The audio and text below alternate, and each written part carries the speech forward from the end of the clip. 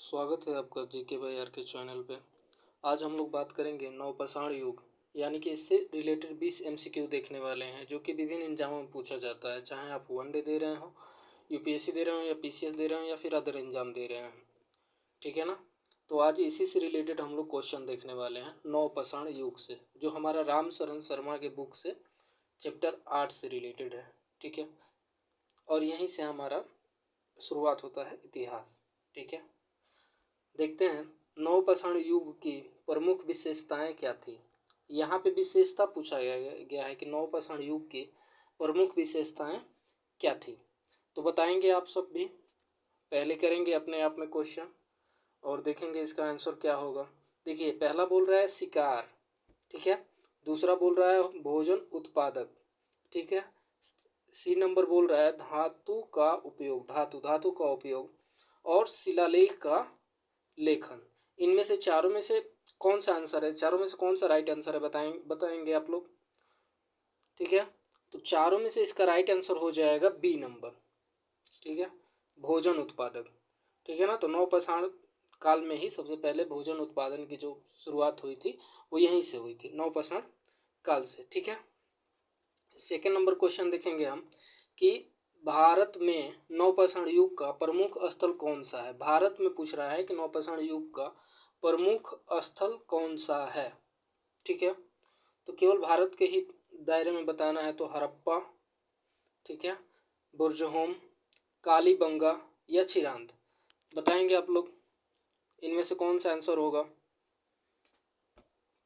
भारत में नवपाषाण युग का प्रमुख स्थल कौन सा होगा। तो इसका राइट आंसर देखेंगे तो इसका भी राइट आंसर होगा आपका बुर्जहोम। ठीक है ना। तो भारत में नवपाषाण युग का प्रमुख स्थल कौन सा है, तो बुर्जहोम।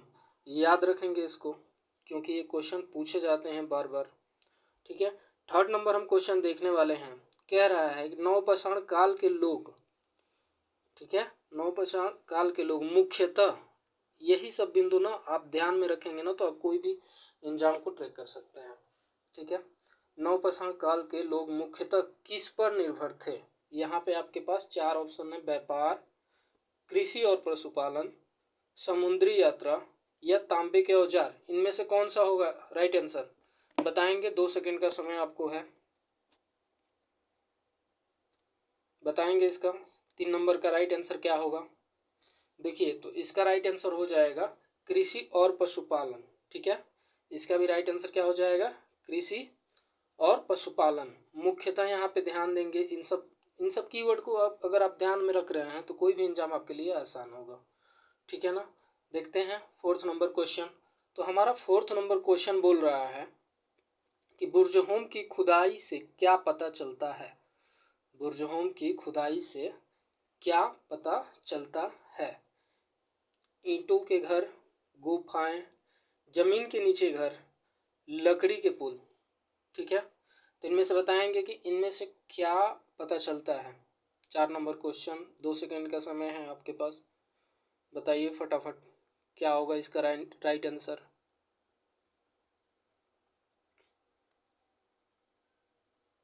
तो देखिए, इसका राइट आंसर है जमीन के नीचे घर। ठीक है ना। बुर्जहोम की खुदाई से क्या पता चलता है, तो जमीन के नीचे का घर। नेक्स्ट क्वेश्चन देखेंगे हम, यानी 5 नंबर क्वेश्चन देखेंगे। 5 नंबर क्वेश्चन बोल रहा है नवपाषाण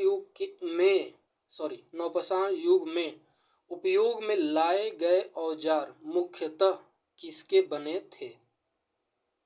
ठीक है। नवपाषाण युग में यहाँ पे बोल रहा है लाए गए औजार मुख्यतः किसके बने थे। बताएंगे। 2 सेकंड का आंसर है, 2 सेकंड का समय है आपके पास। इसका राइट आंसर क्या हो सकता है, क्या हो सकता है। कांसे, तांबे, पत्थर, लोहे। बताइए इसका राइट आंसर क्या है। इसका राइट आंसर है, आप कमेंट में बता सकते हैं। इसका राइट आंसर है तांबे। ठीक है ना। तांबे का उपयोग उन्होंने किया था। सॉरी मैं गलत बता रहा हूँ। तांबे का उपयोग नहीं, पत्थर का उपयोग उन्होंने किया था नवपाषाण युग में। ठीक है ना। तो 5वां का आंसर हो जाएगा पत्थर। 6ठा नंबर क्वेश्चन देखेंगे, पढ़ेंगे आप लोग भी इस क्वेश्चन को।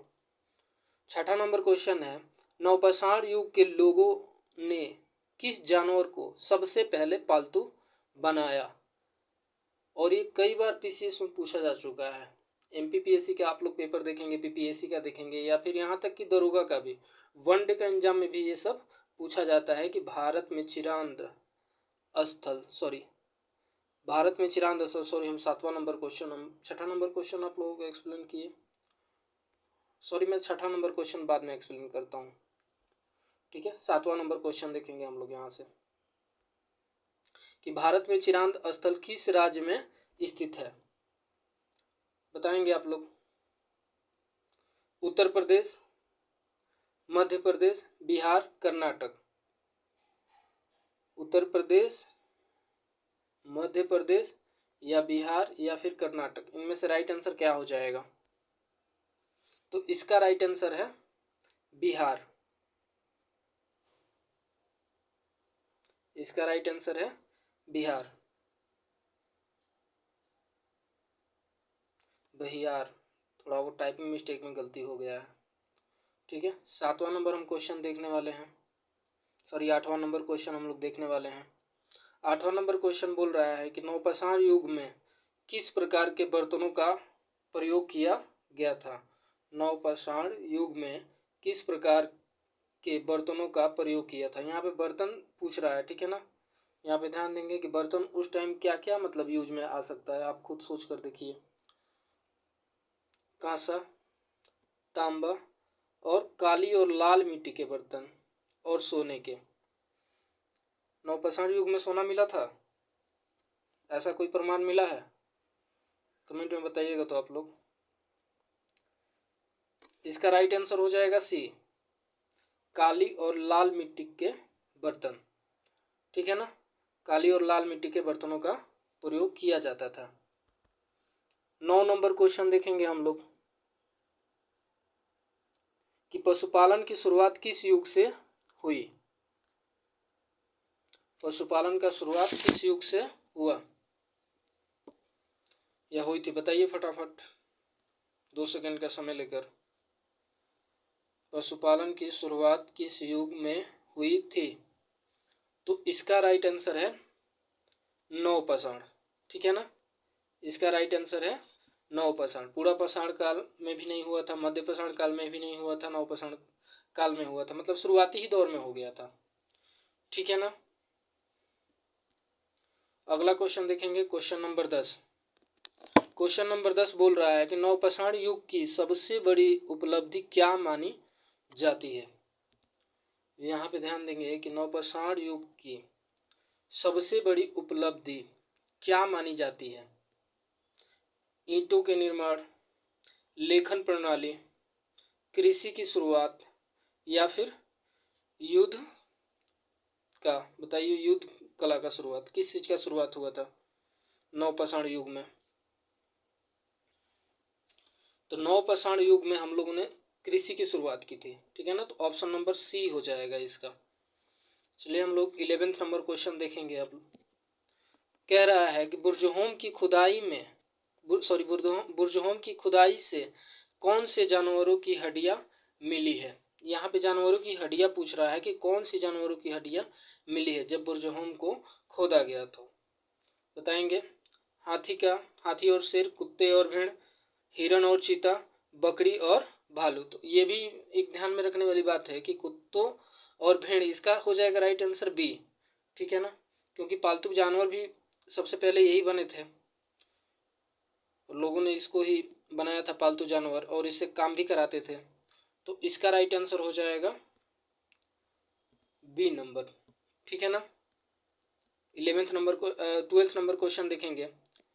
नवपाषाण युग के लोग किस तकनीक से कपड़ा बनाते थे? हाँ, ये क्वेश्चन थोड़ा जबरदस्त है।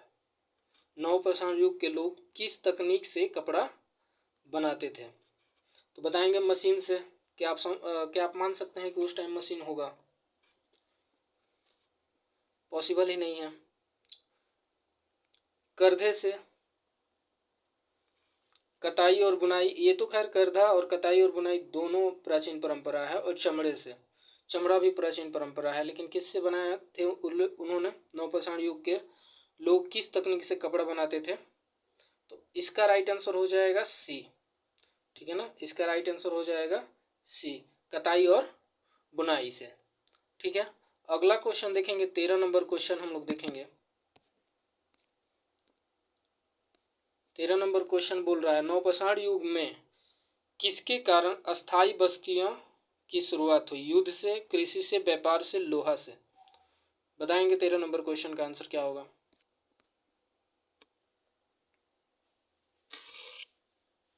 नवपाषाण युग के किसके कारण, ठीक है, किसके कारण अस्थाई बस्तियों की शुरुआत हुई? अस्थाई, अस्थाई का मतलब क्यों? ठहरना शुरू कर दिए उन्होंने।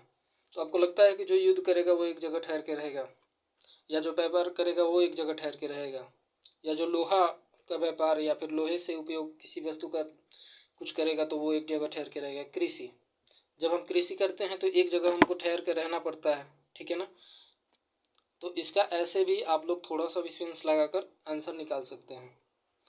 14 नंबर क्वेश्चन देखेंगे हम लोग। 14 नंबर क्वेश्चन बोल रहा है, नवपाषाण काल के दौरान किस धातु की जानकारी नहीं थी? ये अच्छा क्वेश्चन है, जिसमें नहीं लगा देता है वो टफ भी हो जाता है और अच्छा भी होता है। तो देखेंगे, नवपाषाण काल के दौरान किस धातु की जानकारी नहीं थी? बताएंगे किस धातु की जानकारी नहीं थी नवपाषाण काल में। यहाँ पे ऑप्शन है आपका, सोना, तांबा, लोहा, कोई नहीं। सोना, तांबा, लोहा, फिर कोई नहीं। तो इसका आंसर क्या हो जाएगा? इसका राइट आंसर है सी, यानी सॉरी, लोहा। ठीक है, इसका राइट आंसर है सी, लोहा। लोहे की जानकारी नहीं थी नवपाषाण काल युग में। ठीक है, 15 नंबर क्वेश्चन देखेंगे, नवपाषाण युग की सभ्यता मुख्यतः कहाँ विकसित हुई? फिर से एक बार पढ़ता हूँ, नवपाषाण युग की सभ्यता मुख्यतः कहाँ विकसित हुई? सभ्यता, सभ्यता का मतलब क्या होता है? सभ्यता और संस्कृति में तो वैसे बहुत अंतर होता है। ठीक है ना, सभ्यता यानी कि एक आपने समाज बना लिया, वहाँ पे व्यापार सिस्टम और शासन वगैरह का सिस्टम आपने शुरू कर दिया। ठीक है ना, कि कैसे चलेगा समाज हमारा और वहाँ का शुरुआती क्या होगा, कैसे सब कुछ होगा। आमतौर पे तो नगर वगर बसाए जाते थे तो गंगा घाटी के किनारे ही बसाए जाते थे, ये तो आप लोग जानते ही होंगे। तो नवपाषाण युग की सभ्यता मुख्यतः कहाँ विकसित हुई? तो रेगिस्तान में होगा, कॉमन सेंस की बात है, नहीं हो सकता। ठीक है ना, क्योंकि वहाँ पे कोई संसाधन ही नहीं रेगिस्तान में। पहाड़ पे होगा, पहाड़ पे तो संसाधन है, फिर भी वहाँ पे नहीं हो सकता। ठीक है ना, समुद्र तट पे, समुद्र तट पे तो आज भी सभ्यता है, लेकिन उस टाइम के लोग यहाँ पे नदियों के किनारे बसाते थे। ठीक है ना, तो राइट आंसर हो जाएगा इसका सी। ठीक है, 16 नंबर क्वेश्चन देखेंगे हम लोग। कह रहा है, नवपाषाण युग में किस प्रकार के औजारों का विकास हुआ? मोटे और बिना धार वाले, यहाँ पे देखेंगे बोल रहा है मोटे और बिना धार वाले। फिर सेकंड नंबर हमारा ऑप्शन है छोटे और सजावटी, छोटे और सजावटी। और सी नंबर हमारा आंसर है चिकने और धराधार पत्थर के। ठीक है, ऑप्शन सी। और डी नंबर है कांसे के। बताएंगे क्या होगा इसका आंसर, राइट आंसर 16 नंबर का।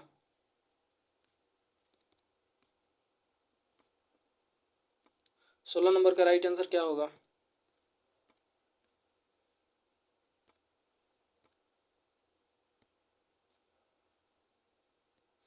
सोलह नंबर का राइट आंसर क्या होगा, कमेंट में बताएंगे आप सब। एक क्वेश्चन है ये आपके लिए, बहुत आसान सा, ये आप लोग कमेंट में बताएंगे। 17 नंबर हम लोग देखेंगे। 17 नंबर हमारा क्वेश्चन है, पशुपालन के साथ कौन सी गतिविधि नवपाषाण काल में शुरू हुई थी?